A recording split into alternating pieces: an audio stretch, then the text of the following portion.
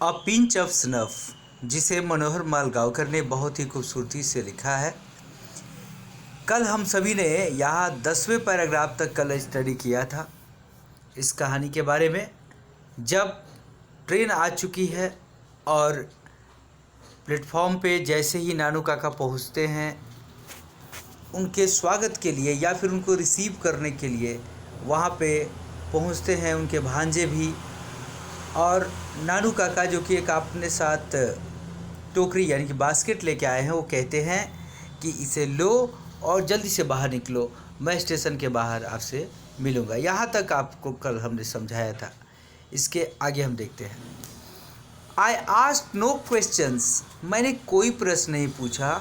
आई टक the basket under my arm and turned, मैंने टोकरी को अपने बाँह के नीचे दबाया और मुड़ लिया। Only to bump into an enormous Marwari woman who had her head covered in burqa। ज्यों ही मैं मुड़ा, मैं एक मारवाड़ी महिला से टकरा गया जो बुर्का पहनी हुई थी।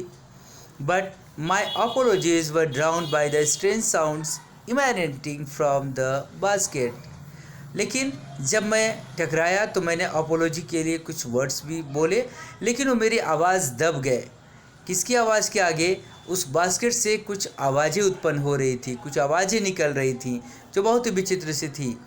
The protest of an outraged kitchen, और ये आवाज़ किसकी थी? एक बहुत ही क्रोधित बिल्ली के बच्चे की थी। स्पेट स्टप्स, म्याऊं म्याऊं म्याऊं करके आवाज़ें आ रही थी और वो इतनी तेज़ थी कि मेरी जो अपोलॉजी वाले शब्द थे उन आवाज़ों के नीचे दब गए। अब इतने में लेखक को मौका मिला, उन्होंने देखा कि मेरी अपोलॉजी की आवाज़ ये महिला नहीं सुन पा रही है और वो सीधे टोकरी से कैसी आवाज़ आ रही है इस पर ध्यान दे रही है। और तब तक इन्होंने क्या किया? आई डक्ड एंड रैन, मैं झुका और वहाँ से भाग चला। And mingle with the crowd, और क्राउड में जाकर मैं मिल गया। मिंगल माने होता है शामिल हो जाना, मिलजुल जाना, ठीक है। मैं भीड़ का हिस्सा हो गया। And squeeze through the get in the wake of a Sikh marriage party, और वहीं पर एक सिख शादी समारोह चल रही थी, उससे होकर मैं दरवाजे के थ्रू निकल गया। तो इस प्रकार से टकराने के बाद इनको लगा कि महिला कुछ डांटेगी फटकारेगी, तो कुछ कार्य तो आसान कर दिया बिल्ली के बच्चों ने, और फिर वहाँ पर आ रही जो बारात की पार्टी थी उससे होकर ये निकल गए, ठीक है। फिर आगे कहते हैं लेखक कि नानू काका वॉज लॉन्ग टाइम कमिंग, बहुत दिनों के बाद नानू काका लौट रहे थे, इस तरफ आ रहे थे। The station yard was nearly empty, और स्टेशन का जो यार्ड था अहाता था वो पूरी तरीके से लगभग खाली था। And the last tonga had gone, tonga ये हिंदी का ही शब्द है, तो आखिरी जो टंगा गाड़ी थी वो भी जा चुकी थी। व्हेन ही इमर्ज, जब वहाँ पे पहुँचे, इमर्ज माने वैसे तो होता प्रकट होना, लेकिन यहाँ पर सेंस है कि जब वहाँ पे पहुँचे। एस्कॉर्टेड बाय अ फॉनिंग टिकट इंस्पेक्टर, और उनको चारों ओर से घेर रखा था एक टिकट इंस्पेक्टर ने, जो कि चापलूस की तरह दिख रहा था, उनकी खुशामद कर रहा था। और फिर देखिए नानू काका का यहाँ पे इम्प्रेशन देखिए किस प्रकार से वो अपना प्रभाव छोड़ना चाहते हैं। क्या कहते हैं? No room in the third class and they wouldn't issue second class tickets without reservation. कहते हैं कि थर्ड क्लास में तो जगह ही नहीं है, यहाँ रूम का मतलब जगह है, कमरा नहीं है। And they wouldn't issue second class tickets without reservation, और वे लोग बिना रिजर्वेशन के सेकंड क्लास में बैठने, सेकंड क्लास टिकट इशू नहीं करते हैं बैठने के लिए। Nanu Kaka explain as he came up to me, Nanu Kaka ने इन बातों को बताया मेरी ओर आते हुए। हैड टू ट्रेवल सेकेंड और a third class ticket, sign of exclamation है, आप देख सकते हैं। कहते हैं कि थर्ड क्लास का टिकट था और सेकेंड क्लास में हमको यात्रा करनी पड़ी। But it was all arrange quite amicably, लेकिन ये सारा कुछ बहुत ही दोस्ताना पूर्वक ढंग से संपन्न हो गया, या यूँ कहें कि अरेंज कर लिया गया, प्रबंध कर दिया गया सारी चीज़ों का। एमिकेबली मतलब होता है फ्रेंडली, मित्रवत। Such a nice young man that he see, वो जो टिकट कलेक्टर था उसकी तारीफ कर रहे हैं, कितना अच्छा आदमी है ये, है ना। You show how he even came right out with me, आपने देखा कि किस तरह वो मेरे साथ बाहर तक आया। So that there should be no trouble, ताकि मुझे किसी प्रकार की कोई परेशानी ना हो। The kitten of course travel free, हालांकि बिल्ली के बच्चों की जो यात्रा हुई वो बिल्कुल फ्री हुई, उनका कोई टिकट नहीं लगा। हाउ इज इट, ठीक है ना, ये कैसे हैं। अचानक से उनको याद आती है कि बिल्ली के बच्चे कैसे हैं, और ये पूछ बैठते हैं मनोहर मालगांवकर से। तो उन्होंने कहा वेरी क्वाइट, बहुत शांत है। I said perhaps it is dead, I thought hopefully. और लेखक ने सोचा कि शायद ये मर गए हैं इसीलिए इतने शांत है, हालांकि वो मरे नहीं थे, वो बिल्कुल खामोश थे। We got in to the car. We यहाँ पर दो लोग हैं, नानू काका और नरेटर, ये दोनों कार में बैठ गए। And even before I had change into second gear, अभी मैंने गाड़ी को सेकेंड गियर में भी नहीं लगाया था कि नानू काका ने हमसे पूछा, When have you arranged for the minister to see me? भांजे, तुमने हमारे मंत्री जी से मुलाकात कब अरेंज कराया है? Can't stay here for more than 2 days. 2 दिन से ज़्यादा मैं नहीं ठहरूंगा। 3 at the most, ज़्यादा से ज़्यादा 3 दिन। ठीक है, जैसा कि इनकी मम्मी ने भी बताया था कि मामा जी 2 दिन, ज़्यादा से ज़्यादा 3 दिन रुकेंगे, वही बात ये भी दोहरा रहे हैं। It was a time for frankness, और ये समय आ गया था कि जब मैं फ्रैंकनेस शो करूँ, स्पष्टता दिखाऊँ अपनी बातों में। मैंने कहा, लुक अंकल, देखिए मामा, I said I am nearly an under secretary, मैं क्या हूँ, कुछ नहीं हूँ सिवाय एक अंडर सेक्रेटरी के, on probation. It is a more than my job is worth to go asking for interviews with ministers, और मेरी जो क्षमता है, मेरा जो जॉब है, उससे ज़्यादा की बात है कि मैं जाऊँ और मंत्री के साथ आपकी मीटिंग को अरेंज करूँ, ये मेरे बस का नहीं है। ठीक है, जैसे ही फ्रैंकनेस के साथ ये बातें नरेटर ने बताई, देखिए नानू काका का reaction. Oh, Nanu Kaka said, I had rather hoped, oh I see, मैं समझ गया, तुम परेशान न हो, मुझे लगा कि तुमने अरेंज कर लिया हो गया, तुम्हारी बहादुरी को देखते हुए मुझे ऐसा महसूस हुआ। वेल नेवर माइंड, ठीक है, इन सब बातों पे ध्यान मत देना। ही टूक अ पिंच ऑफ स्नफ, जैसा कि मैंने आपको बताया था, जब जब ये तनावग्रस्त होते हैं तो अब पिंच ऑफ स्नफ, एक चुटकी ये सूंघने निकालते हैं। Brushed his fingers delicately on his angocha, बहुत ही कोमलतापूर्वक अंगोछा के ऊपर अपने उंगलियों को इन्होंने धीरे धीरे ब्रश किया, उसको साफ किया। एंड सेट बैक, और फिर आराम से पीछे होके बैठ गए। क्लोजिंग हिज आइज, अपनी आंखों को बंद किया। एंड पकड़िंग हिज आईब्रोज, और अपने आईब्रोज को सिकोड़ना शुरू किया। As through in deep thought, जैसा कि लोग जब गहन विचारों में खोए रहते हैं तो इस तरीके के मुद्रा में होते हैं, बिल्कुल इसी मुद्रा में आ गए थे Nanu Kaka. He also clucked his tongue several times in a typically Deccani way, और बार बार अपनी जीभ को भी बजाते थे एक बहुत ही ख़ास अंदाज में, जो कि डेक्कन के एरियाज में लोग बजाते हैं। रजिस्टरिंग पिटी, और उनके जो जीभ से आवाज़ें निकल रही थी वो सिर्फ और सिर्फ किसको, उनकी दया के भाव को प्रकट कर रही थी। ठीक है। Mother was waiting on the door step, mother जो थी माँ, वो दरवाजे पर प्रतीक्षा कर रही थी। हर फेस रिथड इन स्माइल्स, और उनके चेहरे पर एक मुस्कान का भाव सुसज्जित हो गया। जैसे ही उन्होंने किन्हें देखा, नानू काका को देखा। She went into squeals of delight over the kitchen, बहुत ही खुश हो गई, खुशी का ठिकाना नहीं रहा उन बिल्ली के बच्चों को लेकर। And made a lot of fuss over Nanu Kaka, और नानू काका के आसपास बहुत ही खुशियों का उन्होंने रिप्रेजेंटेशन किया, प्रस्तुतिकरण किया। आल्सो फाउंड दैट, और मैंने ये भी पाया कि she had installed him in my bedroom, उन्होंने नानू काका को मेरे बेडरूम में ले जाकर व्यवस्थित कर दिया, सोने का इंतजाम कर दिया।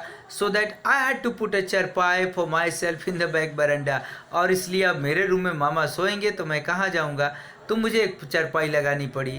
पीछे की तरफ जो बरांडा था वहाँ पर मुझे खुद पर चारपाई लगाकर अपना गुजारा करना पड़ा।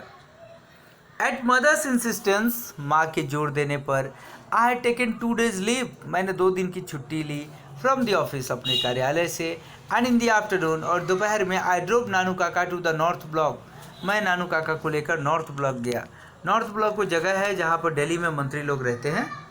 ही went to see the minister, वो मंत्री जी से मिलने चले गए। And I waited in the car park, और मैं कार में बैठे बैठे उनकी प्रतीक्षा करता रहा कार पार्क में। It was 2 hours before he return mumbling colourful Marathi swear words, और लगभग 2 घंटे के बाद वो लौटे तो बहुत ही रंगारंग मराठी गालियाँ बकते हुए, मराठी अपशब्द कहते हुए बाहर आ रहे थे। इतनी ज़ोर से गालियाँ दे रहे थे, इतने गुस्से में थे।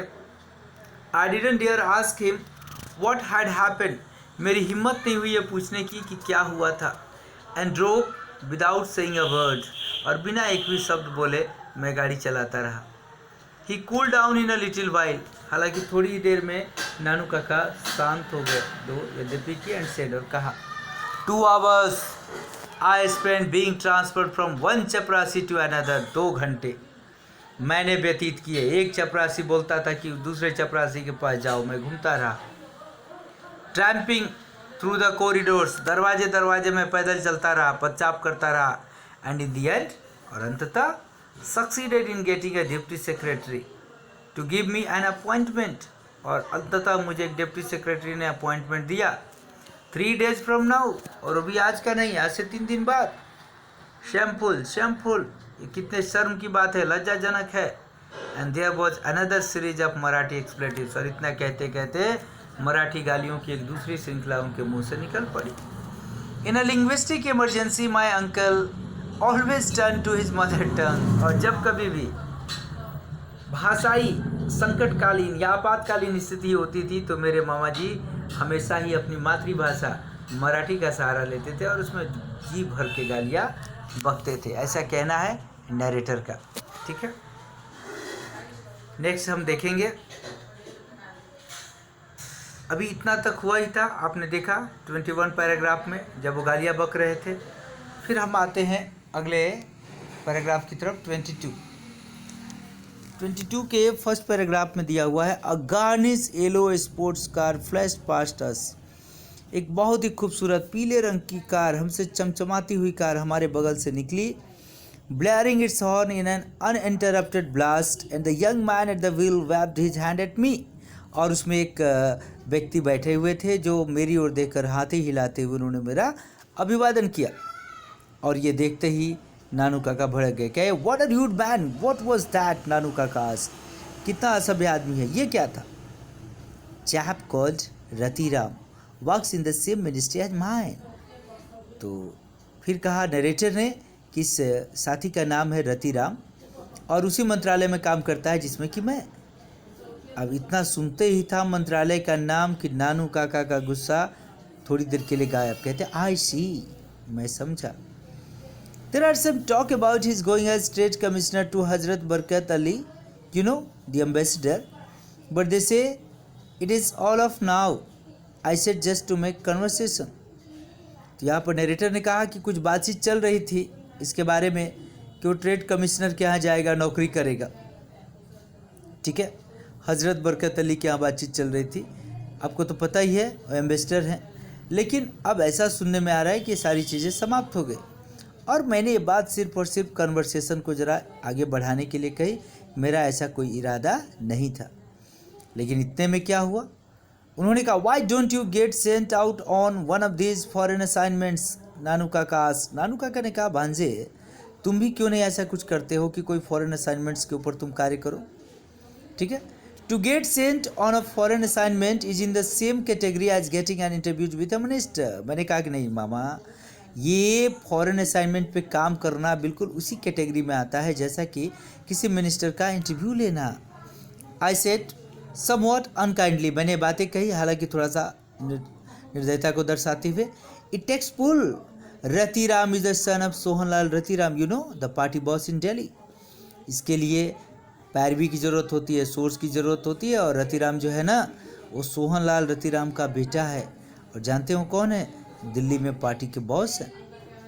नानू काका set up with a jerk, what was that, what did you से सोहनलाल रतिराम सन। उन्होंने कहा, एक झटके के साथ बैठ गए, कहे कि क्या क्या तुमने बोला, सोहनलाल रतिराम का बेटा, हाउ एक्स्ट्राऑर्डिनरी, बहुत ही असाधारण बात कह दी तुमने।